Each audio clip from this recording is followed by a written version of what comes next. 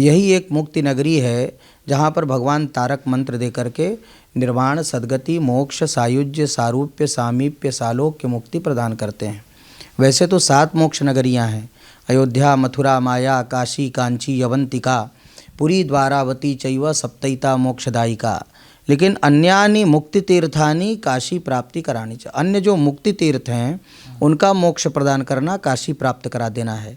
अंतिम मोक्ष जो है वह तो काशी ही प्राप्त कराने में समर्थ हो सकती है।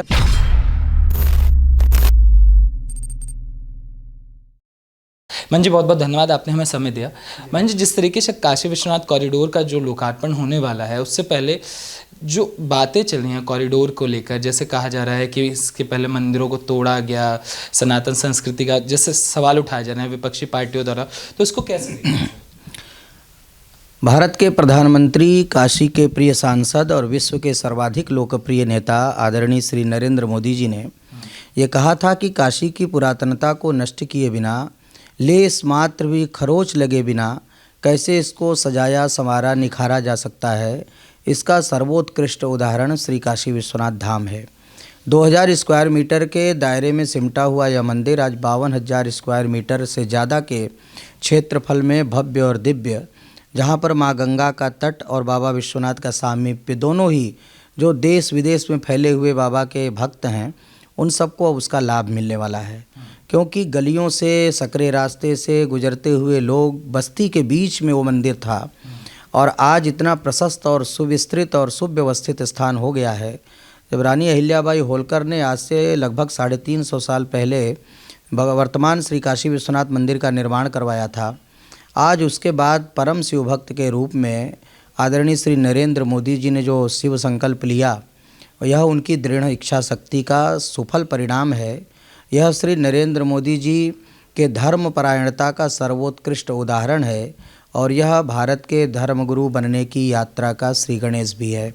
इसलिए यह कहना बेमानी है कि मंदिरों को तोड़ा गया, अपितु जो जीर्ण शीर्ण जर्जर अवस्था में मंदिर थे, आप देखेंगे श्री काशी विश्वनाथ परिक्षेत्र में, तो जैसे अपने वहाँ पर गंगेश्वर महादेव का मंदिर है, चंद्रगुप्तेश्वर महादेव का मंदिर है, ये सब मंदिर जो है पुराने मंदिर जो जर्जर अवस्था में थे, आज फिर से इनका जीर्णोद्धार करके नवीनता प्रदान करके इसको सुंदर से सुंदरतर और सुंदरतम बनाने का काम किया गया है।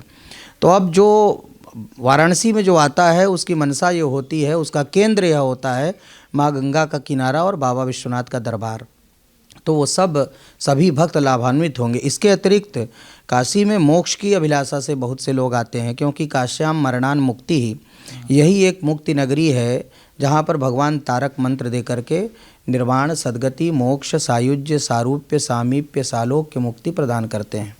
वैसे तो 7 मोक्ष नगरियाँ हैं, अयोध्या, मथुरा, माया, काशी, कांची, यवंतिका, पुरी, द्वारावती चैव सप्तैता मोक्षदायिका।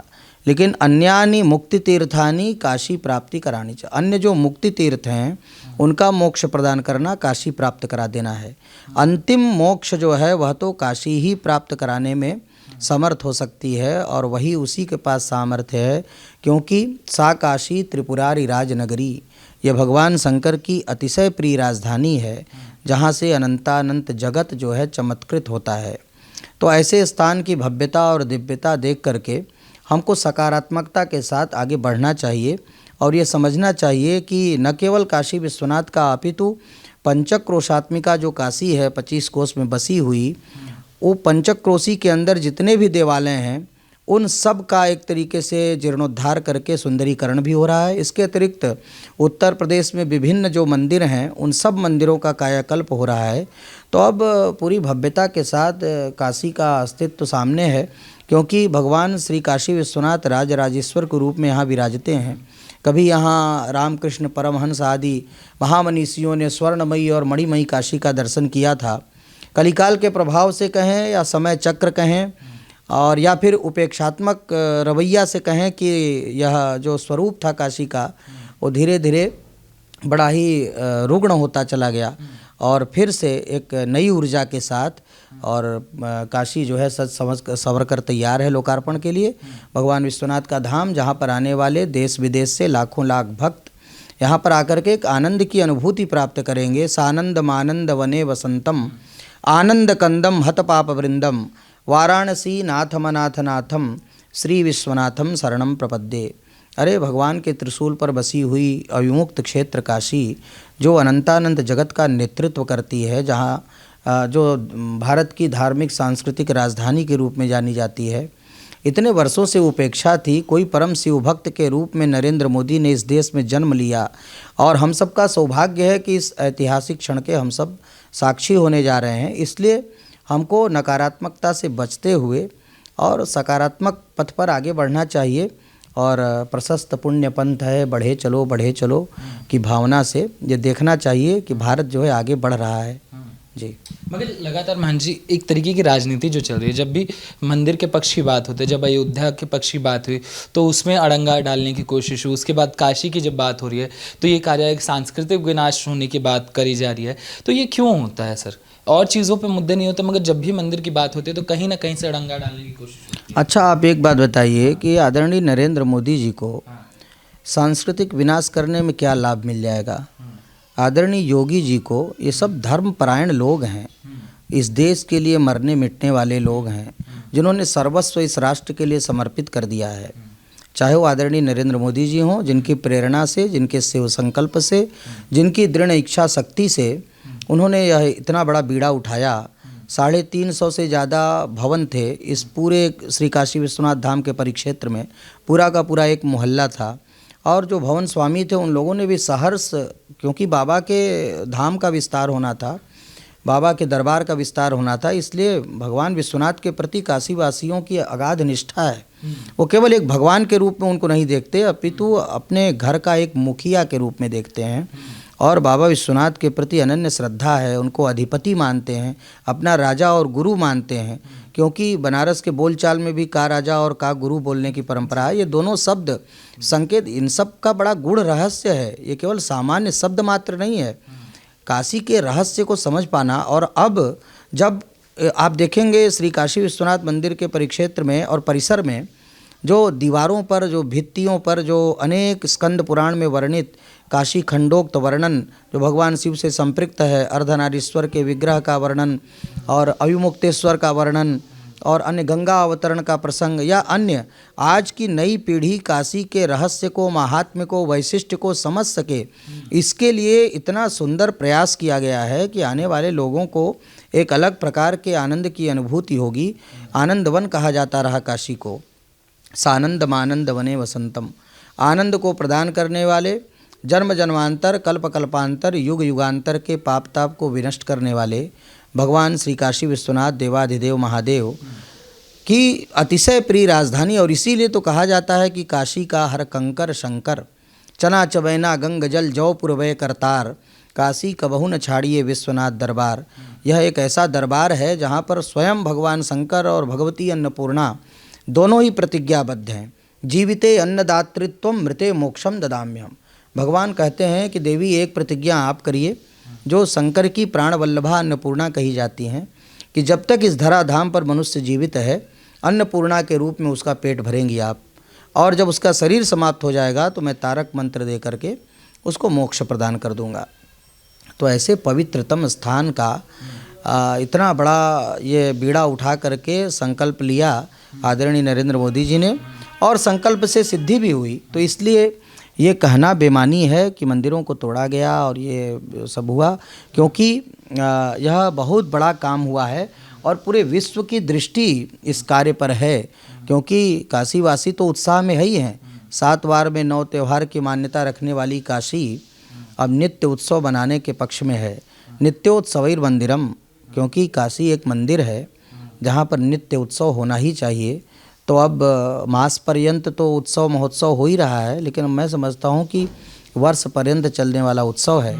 और बाबा विश्वनाथ के दरबार में वर्ष पर्यंत होने वाले उत्सवों में जैसे अन्नकूट का महोत्सव, महाशिवरात्रि का उत्सव, श्रावण के उत्सव और रंग भरी एकादशी का जो रंग गुलाल का उत्सव, लाखों लाख भक्त आते हैं, देश विदेश से आते हैं। अरे प्राणी मात्र की बात क्या करें, यहाँ तो देवता भी लालायित रहते हैं, गंधर्व गान करना चाहते हैं, नारद वीणा बजाना चाहते हैं, देव कन्याएं नृत्य करना चाहती हैं। अनेक देवी देवता यहाँ पर आकर के भगवान श्री काशी विश्वनाथ का गुणानुवाद करना चाहते हैं। तो यहाँ आने वाले अब भक्तों का जीवन धन्य होगा और उनको एक अलग प्रकार की अनुभूति होगी जब माँ गंगा में स्नान करके और सीधा बाबा के दरबार में बिना किसी अवरोध के वो पहुँचेंगे। तो आप कल्पना कर सकते हैं।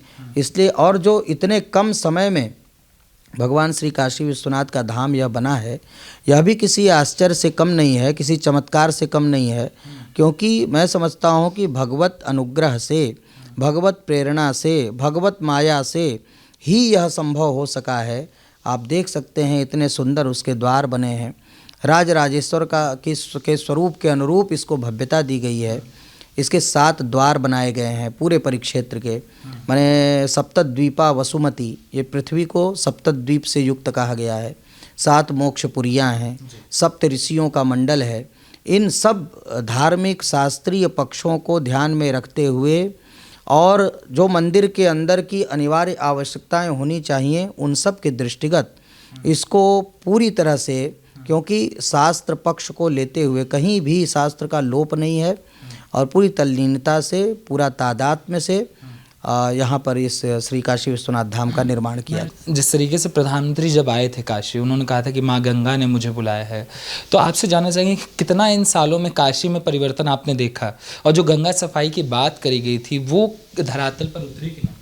आपको स्मरण होगा अगर, तो सबसे पहले जब 80 घाट पे स्वच्छता अभियान का श्री गणेश करने के लिए आदरणीय प्रधानमंत्री जी आए थे, तो उन्होंने माँ गंगा का पूजन किया था और तब से ही इस कार्य में वो जुट गए थे। और आप इसका ब्यौरा देख सकते हैं, जो भी आंकड़ा है, सरकारी आंकड़ा हो चाहे फिर अन्य किसी संस्था के द्वारा ये किया गया हो, तो आप देख सकते हैं अब गंगा की अविरलता भी है, निर्मलता भी है और गंगा के घाटों पर भी इतनी स्वच्छता हुई है, क्योंकि पहले जो स्थिति थी वह स्थिति बदल गई है। बनारस बदल गया है और एक जैसा कहा था उन्होंने कि पौराणिकता को नष्ट किए बिना काशी को कैसे सुंदर से सुंदरतर और सुंदरतम बनाया जा सकता है, उसका भव्य स्वरूप आपको बदलते हुए बनारस में देखने को मिलेगा। क्योंकि अब बनारस भी बदल गया है और जो यहाँ की संस्कृति है, जो यहाँ का एक रहन सहन है, उसके अनुरूप इसकी भव्यता दी गई है। तो इस प्रकार से माँ गंगा की स्वच्छता भी हुई है, गंगा निर्मल भी हुई हैं, अविरल भी हुई हैं। और हम लोग तो प्रतिवर्ष माँ गंगा के जन्मदिन के अवसर पर एक बड़ा उत्सव करते हैं, गंगा उत्पत्ति दिवस के दिन, वैशाख मास के शुक्ल पक्ष की सप्तमी को। तो मैं समझता हूँ कि हमारे इस अनुष्ठान से, हमारे शिव संकल्प से कहीं न कहीं ये बात सुनी गई है और माँ गंगा की अविरलता निर्मलता के क्रम में आगे जो है सरकारों ने बड़ा काम किया है। तो अब गंगा के घाटों पर भी अब आप जा कर के देखेंगे इतना वहाँ पे इतना सुंदर बना दिया गया है और जो गंदे नाले थे इन सबों पर अंकुश लगाया गया और तमाम मशीनें लगाई गई जो इसकी सफाई होती है उसकी व्यवस्था की गई। तो हर तरीके से देखा जाए तो आज तक तो कोई ऐसा नहीं हुआ, जो बनारस के लिए बड़े हर्ष की बात है, सौभाग्य की बात है, क्योंकि एक ऐसे सांसद जो प्रधानमंत्री के रूप में हमने सांसद पाया और स्वयं उन्होंने आदरणीय नरेंद्र मोदी जी ने इसको बड़ी गंभीरता से, क्योंकि बनारस में रहने वाले लोगों को स्थानों की इतनी जानकारी नहीं होती है जितनी दिल्ली में बैठे हुए आदरणीय नरेंद्र मोदी जी को हर एक चीज़ की जानकारी होती है, छोटी छोटी उन स्थानों की, कहाँ पर क्या काम हुआ, कहाँ पे कितना काम बचा है, उन सब की बड़ी जांच परख वो रखते हैं। कई बार आपने उनके व्याख्यानों में भी सुना होगा, तो हम लोग बिल्कुल आश्चर्यचकित रह जाते हैं कि कैसे उनको इतना स्मरण पटल में ये सब चीज़ें रहती हैं। तो काशी के प्रति उनका जो लगाव है, जो उनका प्रेम है, जो उनका आदर है, तो काशी के लोगों के प्रति हमेशा वो नतमस्तक भाव से, आदर के भाव से लोगों को देखते और समझते हैं। जब राम जन्मभूमि का आंदोलन हुआ था तो उस समय नारे लगे थे, अयोध्या झांकी है, काशी मथुरा बाकी है। तो हम आपसे जानना चाहेंगे, ये जो काशी का विवाद है, जिस तरीके से अब मथुरा की बातें चल रही हैं, काशी की बातें चल रही हैं, ये विवाद सारा का सारा है क्या, जिसकी चर्चाएं चल रही हैं? अब देखिए, ऐसा है कि भगवान श्री काशी विश्वनाथ का मंदिर तो तोड़ा गया था, ये तो ध्रुव सत्य है, कई बार तोड़ा गया और अंतिम बार जब औरंगजेब के द्वारा तोड़ा गया यह मंदिर, आज भी उसके मंदिर के अवशेष हैं वहाँ पर और उसके भूतल में तमाम शिवलिंग है। तो किसी मस्जिद के नीचे कोई भूतल में शिवलिंग हो ये तो ठीक नहीं होता है। और दूसरा ये कि श्रृंगार गौरी की मूर्ति है, मस्जिद के पीछे की दीवारों में आप देखेंगे पूरा मंदिर का पूरा ढांचा है, तो वहाँ पे आज भी श्रृंगार गौरी की मूर्ति है, जहाँ पर नवरात्र में वहाँ पे पूजन अर्चन करने के लिए लोगों को अनुमति मिलती है, जाते हैं। तो अब ये सब चीज़ें कानूनी उसमें हैं, दायरे में हैं, और इसका निस्तारण न्यायालय के द्वारा होगा जो भी होगा। लेकिन अब ये तो पूरा अंतर्राष्ट्रीय विषय है, सभी जानते हैं कि यहाँ पे, और बाबा विश्वनाथ के दरबार में तो प्रत्यक्षम किम प्रमाणम, वो प्रत्यक्ष को प्रमाण क्या चाहिए। तो उस दिशा में न्यायालय अपना काम कर रही है, न्यायालय का जो निर्णय होगा वो आगे देखा जाए। और जहाँ इतना बड़ा पीठ हो, जो हम लोगों के आराध्य राम कृष्ण शिव, ये सब सनातनी जो हिंदू धर्म प्राण लोग हैं उनके आराध्य देवता हैं, और उनका सबसे प्रमुख स्थान है। अगर बात करें श्री काशी विश्वनाथ की, तो चूँकि 12 ज्योतिर्लिंग में सर्वश्रेष्ठ स्थान काशी विश्वनाथ का है, वो इस नाते है कि अर्धनारीश्वर स्वरूप में यहाँ पर विराजते हैं भगवान। मोक्ष नगरी काशी है, माँ गंगा का अविरल निर्मल यहाँ पर प्रवाह है, भगवान शंकर की अतिशय प्रिय राजधानी है, और राजराजेश्वर रूप में यहाँ पर भगवान विश्वनाथ विराजते हैं पराम्बा के साथ। तो ऐसे जो प्रधान पीठ हैं जो सनातनियों के आराध्य हैं, जहाँ पर लाखों लाख करोड़ों लोगों की श्रद्धा है, ऐसे स्थानों के लिए तो अवश्य में वो विचार होना चाहिए कि भाई जो न्यायालय में पक्ष है उसका भी निस्तारण होना चाहिए।